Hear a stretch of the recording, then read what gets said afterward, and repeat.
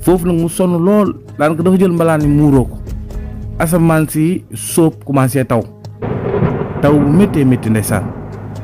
da asamaan si sóobee tàmbalee taw noonu nag la Anse daal di jaaxle lool ndeysaan daal di dox ba ci benn mbaar mu ndaw moo xam ne ñuy xaar biis yi di xaar biis yi fa la ñuy toog mu dem tëdd ca mbaar moomu ak bagaasam yi ñoom itam di wax nan paa bi dafa bon dafa soxor siisam gi moo tax mënta nekk kenn xaritam ba mu nekkaloon sax nii lañ nekkee woon ba xarit bi génn dem wut logement boppam daal di tudd yàlla moom yaama mel ni ku tiit daal di ngañ kanam gi Abdou daal di tiit nag ndax Abdou foogoon na ne yaama sëy na kon tegalul tànkam ca kër ga rek daal di daanu bu mu daanu rek yaama yéeg ci kawam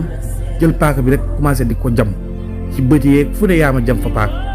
yaramu yaama bi daal di takk rip ak deret noonu Nabou yuuxu bi la dégg rek daw génn bu mu génnee rek yem ci action bi rek daal di yuuxu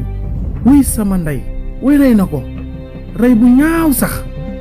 nii la ko Nabou daal di waxee yaama nag sànni paaka bi rek daal di tiit na xulli ay bëtam mu nekkoon nag lu doy waar lool. fii lay yemale épisode 25 bi ñu jox leen di daje épisode 26 bi ci lu yàggatul dara incha allah jërë ngeen jëf.